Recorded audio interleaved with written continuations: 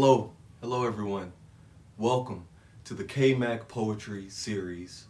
I know you guys were missing the slam.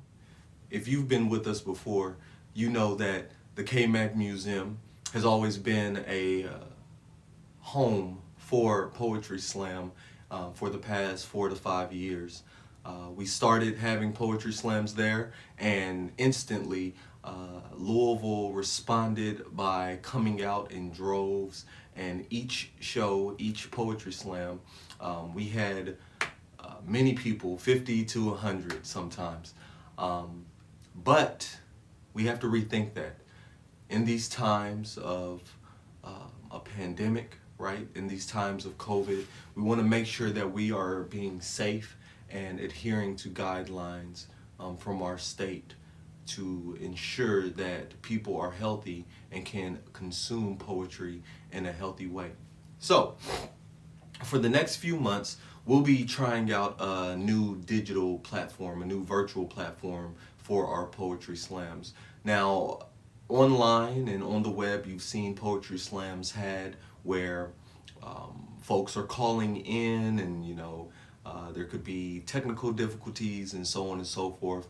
But for this KMAC Poetry Series, we wanted to focus on the poems themselves, right? The point, if you've been to the Poetry Slam before, you'll hear me say, the point is not the points, the point is the poetry. This series will personify that, that we are here to focus on poetry. So, for the next few months, you'll get a few of these videos that will be featuring one poet that you may have heard of or you may not have heard of. And we will also be giving you a workshop, a poetry writing workshop, so that you yourself will one day become a great writer and also a great performer. So you get double bang for your buck, and you're not even paying anything. How awesome is that? So today we will get into our poetry workshop. That's why I have my nice easel here. I'm going to get my Bob Ross on. If you're at home, you can grab a notebook and a pen or pencil and follow along with our writing workshop. But through these series, I'll be giving you different details and kind of insider knowledge on how to create a poem, right? And then also how to perform that poem. So we'll get into that. But first and foremost, I would like to introduce you all to our featured poet for today. Our featured poet today is a wonderful, dynamic, impactful young woman from Lexington, Kentucky. I heard from a little bird that she'll be relocating to Louisville, so we're excited about that. And this poet's name is Diamond Roberts. All right, Diamond Roberts has been doing poetry. She says she did poetry on and off, but she's just gotten into the actual performing her poems out loud in front of crowds. Recently, we had Lipstick Wars. Lipstick Wars is an all-women poetry competition, Poetry Slam, hosted by our very own Rihanna Nicole Thornton. And what happened in that slam was amazing. I got to host a little bit, and Diamond Roberts was one of the poets that came up with her notebook. You could tell she was very tentative and kind of shaky, but as soon as she opened up her mouth, she began to wow the crowd with her poetic prowess. So to start off our KMAC series, we're going to hear a poem from Diamond. Let's see what she has. Blue Monday. People ask me how I'm doing, and typically I say fine. I don't want to complicate it. But truth be told, the real answer is always way more complicated. Trial and error-based living didn't painted me any leaves. Blue Monday for a while now, and sometimes an unrecognizable reflection and a heart filled with more questions than answers kind of make it hard to smile now, and occasionally it makes it hard to speak. I've just been going through the motions, disappearing away from everybody and myself, because I've been tired beyond belief, so consider this my apology tour and take not my coping mechanism personal. Quick to self-isolate when I get to feeling lost at sea. I begin drowning in questions of if I'm purposeful, sending prayers up to the heavens, asking the Lord to be merciful. But I know in his hands is the straw that could break this camel's back, so I've been trying to tread lightly, but my mental health been running wilder than the government.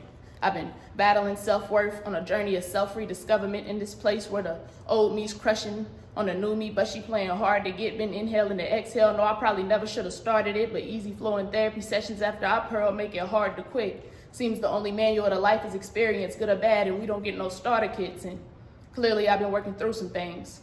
Young bisexual black woman, I've been working through some pain. But oh, what a shame that the state of our nation is what dragged me from the shadows of self-pity to stand for black lives and speak on black pain. Sometimes I get caught up in not being the perfect messenger and forget that I don't gotta be. Still trying to get down, living every day unapologetically, because I know by an alarming rate any day could be my last. I could apparently die disproportionately of COVID-19 or from a pandemic of racism or sexism that's seemingly on my ass, and people acting like how we ended up where we are is so mysterious. Thing is, Trayvon Martin, Tamir Rice, Janai McMillan, Sandra Bland, history just echoing, but only now you curious. White supremacy, the shape-shifting boogeyman that goes bump day or night. Rest in power to Tony McCade and Ahmaud Arbery. People been protesting, organizing, voting, rioting, because it's the fight of our life, and I get it. People hate to see what they feel blatant disrespect in cities on fire, but you can't condemn rioting, scared of discomfort, and say you understand why people tired, because yes, about any of my loved ones, I'm gonna gladly watch this city turn to ash, because you know what's chaotic and uncomfortable? Somebody's knee on your neck for 8 minutes and 46 seconds as you strangle and beg for your life. Can we rebuild George Floyd? And I think the worst part about all of this is an illusion of safety, because he could have been at home like a Tatiana Jefferson or in the park with friends like Rakia Boyd. There is a problem when implicit bias and privilege can allow the American dream to kick in your door, shoot you 8 times, and try to call it an accident. Breonna Taylor deserved to turn 27 here on earth with her loved ones not up in heaven. Her life mattered, and I wonder if they took the bark out of Daniel Cameron's Hercules, if by now they'd have his dog Justice. Body cameras off when they killed David McAtee, but they say trust us. Now, hear me out. I don't think all cops bad, knowing some's heart of hearts, they just want to protect the city. But for every hero, there's a villain to make the because how do you start from scratch from the slave patrol? Sorry, not sorry, especially not when that loophole in the 13th is still trying to give you authority over my black body. Police have been complicit in systematic racism since their creation. You can't tell me you don't see why people are hurting. Spontaneous public executions of people who look like me, instant replaying on smartphones. I still remember the last breaths of Philando Castile and Alton Sterling. All Black Lives Matter. You can't get behind that. Well, you ain't no friend of mine. It's been time to reconstruct society, reclaim our time, and as far as I'm concerned, anybody with a negative opinion on how black people combat oppression lost that right, because leaders, peaceful or otherwise, get robbed by government of life. This country has made a mockery of its promises time and time again. The way minorities get targeted, caged, and persecuted really ought to be a sin. I pray for my friends. I pray for my kin. I pray the children of my children won't have to go to war for whom they choose to love, their gender or their skin. Wow. Wow, Diamond. I hope that poem resonated with you all. Definitely resonated with me. So, we're going to get back to Diamond, all right? She has 2 more poems to give us, and I will make sure that you all get to hear those awesome, amazing poems. But I wanted to get into our workshop a little bit, all right? When we're writing poems, right, and when we're writing poetry, oftentimes the inspiration for that poetry comes from some thing, right? Some story or some issue that kind of has you inspired, right? It has set you aflame. Many poets, if we think about classical, they wrote about what was happening in that day, right? A lot of poets end up being historians, right? Just off of writing their art. They also capture the times that they're living in. So that's one way. And then stories are often a means for creating poetry. You have Homer's The Odyssey, right? There are different, and then also in African and other indigenous traditions, and indigenous cultures, in their traditions, there was an oral history of writing down the stories that kind of taught these lessons. So that's often how we kind of start with our poetry. In your phone or in your notebook right now, if you are a writer or if you tend to write down the things that you're going through, you have like rants, right? Just complete nonstop brain dumps, right? Where you're just like throwing out everything that you're thinking. And that's good. That's good. The first thing we do with poetry is we have to have some content, right? You have to have something to work with. And then the poetry happens upon the critiquing and editing of that content. So that's always really important. So right now, to get your poem started, we're going to take this little blue marker. All right, I'm trying to do Bob Ross. No, I need the fro. But we'll start off with a story / topic.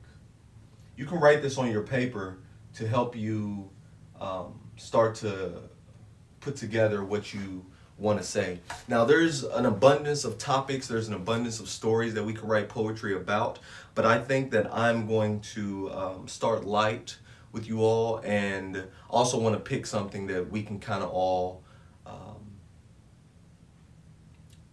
get along with, right? Resonate. You all, poetry is meant to dissect those things within us that may be problematic, that may be toxic, or that may be putting weight on us, right? Weighing on our conscience, weighing on our hearts.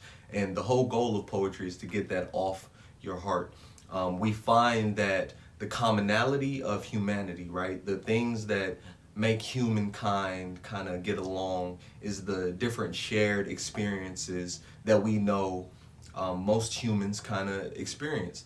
And that's the beauty of poetry. It's like, even if a human has not experienced what you have experienced, you either get to inform and educate them of that experience, or you find somebody who has had that experience and that experience resonates with them. I'm going to write my poem about my braces, right? Like, when I was younger, I had to wear braces all the time. I probably, most people had them for like 2 years. I think I had mine for 3 to 4. So it was just really a frustrating process, right? So my topic is going to be braces. I want you to write whatever topic you want on that side, all right? And then after you write your topic, I want you to literally just fill your page with things about your topic, right? How you feel about your topic, what you know about your topic, any experiences or stories that you had with your topic, whatever you need to write to fill this page up, right? If you can't think about what to fill your page up with poetry, the writing, and when we hear things, it often gives us a sense of, it's painting a picture, right? So I always tell poets when they're writing to consider the 5 senses, all right? Consider the 5 senses, all right? What are those? Smell, touch, sound, taste, feel. I also like to add in a 6th sense, because we don't give our 6th sense, right? Our intuition, our thought process, we don't give that 6th sense enough attention. So I also put think. All right. So if you're thinking about what to write about your topic, go through those 5 senses and write down the experiences you had with those 5 senses, okay? We're going to hear another poem from Diamond, and then when we come back, we'll have a page full of writing, and I'll talk to you a little bit about how to edit, whittle down, or change things to create your actual poem. All right, see you in a minute. Convinced that these people out here, they don't want the same things as me. I don't feel them in the same lane as me. Mine real different, they ain't in the same game as me. It's really a shame, you see? Gifted entitlement by society at an early age, most of these boys nowadays want friendship wrapped in girlfriend benefits. Tell me who that benefits. They need to get their life. Cause I mean, bad buddies cool and everything if that's what floats your boat, but just know we can't float forever, cause I'm due back ashore to be somebody's wife. I just feel most boys and men must have gotten their lessons in tenderness from BET and Pornhub, but you don't gotta do the most. This no scene, just shut the fuck up and kiss me. Like how you want me to tie myself to you verbally, but I can't leave no hickey. Funny as hell, miss me. Tell them how you love the shit out of me first. If you ever wanna diss me, they hate that I relearned to work my tongue. Been asking, who am I, where's Diamond, baby, this me. Depending on the time of the day I do this poem, I might be a little high, but I'm certainly not tipsy. I will say that I've been moving different. I've been trying to be more honest with people and myself, because putting on a show brings no solace, and I'll keep saying it. I'm very humble, but don't play with me, period. If I gotta repeat myself too many times, no worries, love. I'm gonna find somebody else to take me serious now. Hold on, chill out.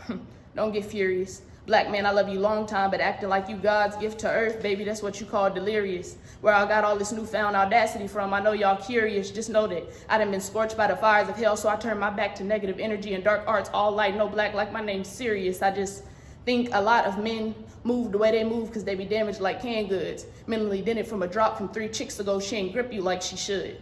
Instead of getting a therapist, he take him out on her or stuff his problems in the wood. Maybe pick up the bottle and another chick. No self-sabotage feels so good, but baby, I'm not her, and this ain't that. If them vibes so right, then them games so whack. Last heartbreak made a monster to before I can never go back. When they ask you why I move, how I move, make sure you tell them all that. Whew.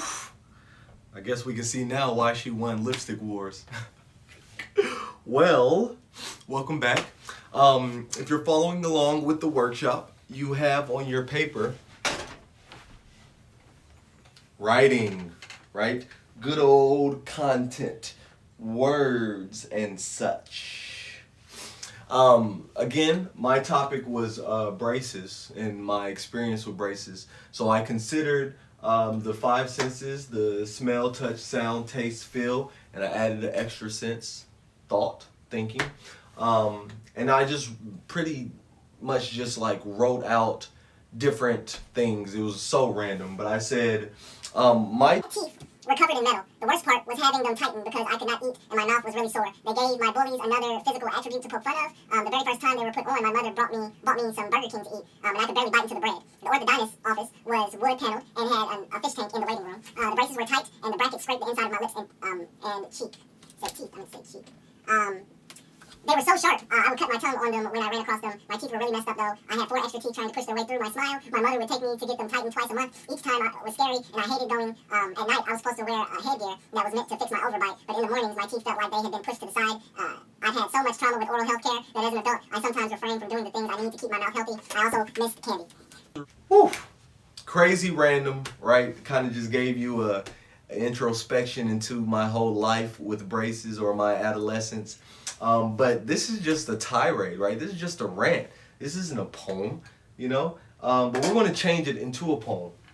Now, after you have your content, I want you to go through and I want you to automatically erase things like I, they, them, my, all these things that kind of give, let us know who the character is. We can take those out because all you have to do is state it once, right? All you have to do is say me once or I once, and then from there we know what you're talking about. I'm taking away them and they, right? Because I am talking, the subject I'm talking about when I refer to them or they is the braces. And we want to think of different ways to say braces, right? We don't want to keep saying them, they, it, those, right? We want to think of creative ways to say braces, okay? So I'm going to go through, I'm going to erase all the thems, all the I's, all the my's. So now that I've erased all of those, now I'm going to go through my poem and I'm going to try to rewrite each sentence, okay? Poetry is saying the same thing in a different way, simply and purely, all right? There's a saying that there's nothing new under the sun that definitely applies itself to poetry. Things are described in cliche ways. Things are described in ways that we've heard them before. So the goal of the poet is to write the sentence in a way that it's never been heard before. All right. Now, I'm not going to go through this whole thing. I'll show you the finished product after this next poem by Diamond. Right. So I'm rewording things. So I'm going to go through this whole poem and I'm going to reword things and try to switch things around. And let's see what happens after. In the meantime, check out this poem by the lovely Diamond Roberts. Dearly departed, the other day, severely brokenhearted, I went to mourn us where it all started. I know, how poetic of me. Put something in the air, got reacquainted with Fireball and Henny, and we burnt the only love letter I'd ever written to you. I know how pathetic of me. Truth be told, loving you be one of my greatest sins. Think contra anesthesia the only reason I let you in. Yin to my yang, how our opposites attract, but eerie similarities never enough to keep our train on track. Euphoric when we good, toxic when we not, and that's a fact. With you expensive, but not the money type. Bought a lot of dreams you showed just cause I needed to believe them. Life had me locked down, and one too many nights your arms felt like freedom. Always tried to keep you at arm's length cause I'm real glass-like and I hate being left in pieces. Should've known from life experience though that if you need a man to be it for you, you'll never know what peace is, even if it feels like it at first. Speaking from experience, that does not work. And I know it just ain't you. Can admit be toxic, it gotta take two. I know I get a little jealous, but these females be on some different, they just drive me crazy. Calling you her bestie, low-key wanna be your lady, and you can act like you don't see it, but I done been and clocked in, baby. I put peace on a pedestal, but I also value war. When people get to acting shady, don't play me. Getting your feelings, then it's, that isn't. Till you want to do me wrong, but I ain't never had my brother try and stretch you. Just distance myself and try to leave you where I met you. Really not trying to repeat myself or double text you. You don't get that I ain't even trying to check you. How we say we love each other, but you wreck me and I wreck you. I grew up on way too much Keisha Cole and K Michelle for us to end up how we did, frontin' calling me your BM, but hella have icicles for we go half on a kid. And every time you got to acting reckless, yeah, I slid. But if you think that equates to no love, you really put the dumber after dumb in, cause I most certainly did. And I hope that you can grow old with Twitter and Facebook and that them socials keep you warm at night, seeking attention from the masses and them hoes. Don't you know it's so much more to life? But hey, I ain't trying to fight. No, you probably think I'm just going in on you out of spite. And maybe you right, but you know, picking up a pen get me lifted when I'm feeling tight, and I don't suppose you got a better way with me to cope with how you changed my life? I didn't think so. Up here trying to convince me you my soulmate, meanwhile my cousin like, girl, that's something you need to sleep on. And I guess if you good for anything, it's always been material. You get me in my emotional zone. Hella good comes from bad, but I still should have left your ass alone. Mesmerized by a big smile and sad eyes, you saw me at the worst of my worst, and that unlocked pieces in me that I didn't know existed. No lie, our weekly routines used to make me feel good about my existence. You softened my exterior, and I surrendered to you the greatest parts of my femininity. Meanwhile, you telling me how much you love me with your words, but with your actions, always trying to Mortal Kombat finish me. Damn, felt the way you should have left me. Why continuously disrespect me? Principle hold all the weight, and you give no fire. Your actions affect me. I gotta save my sanity because we were never gonna be enough for each other. And asking God to change the son of Satan ought to be considered blasphemy. Martin tried to tell us how to line between love and hate. The thinnest can't keep letting our memories master me. Especially when I know we equal catastrophe. Same day, you're just bad for me. So I wrote this to free us from our contra anesthesia, hoping it can be the last for me. Yes, come on, Diamond. Woo, that's what I'm talking about. Ugh. So if you all can see, I have created a poem. I'm glad you cannot read my words too well because you would see a whole bunch of misspellings. But okay, you all, I have reconfigured my poem, right? I took sentences, I replaced them with more abstract and kind of creative sentences. I switched up timelines, so I took some parts that were said at the end, put them to the top, or put them where they needed to go. So let's see what my poem about braces sounds like now that I have edited and critiqued it. As a boy, I played with the train tracks on my teeth. My tongue a locomotive that cut itself on brackets glued to calcium as it rode over unfamiliar terrain. This corrective railroad requires regular maintenance. Twice a month, my mother would pull me to the orthodontist station to tighten the tracks. The fish floating in the waiting room could feel the tension of my teeth. They swam away when I smiled, 'cause the sight of 2 rows of pearly whites reminded them of a shark's salutation. When these tracks were first laid, I couldn't bite into bread. A Burger King smoothie of hamburgers and fries was made to sate my stomach. I was the conductor of this train for 4 years until they took my tracks off, leaving my bullies without ammunition and an adult who still hates to go to the dentist. So much freight just to smile straight. So you guys see, See what I did? Switch things up. You know, poetry is subjective as well, right? So, you know, who knows if this is a good poem or a bad poem. I personally love the poem after it was edited.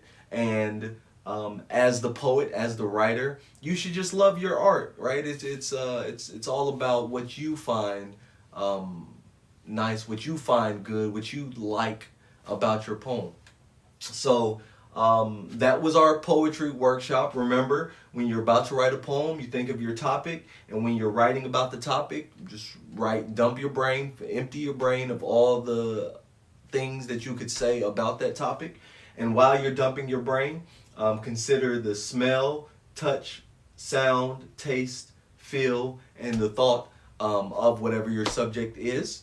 And then you should have a good poem. If you wrote something, we would love to hear it, so please add that in the comment box. This poetry series is being sponsored by the KMAC Museum and also Metro Louisville, Louisville Forward to be specific. We are all about putting art in public places and making sure that we engage the Louisville community with art on a regular basis. So until next time, I hope you guys are writing. I hope you all are creating and being those prolific poets that you want to be.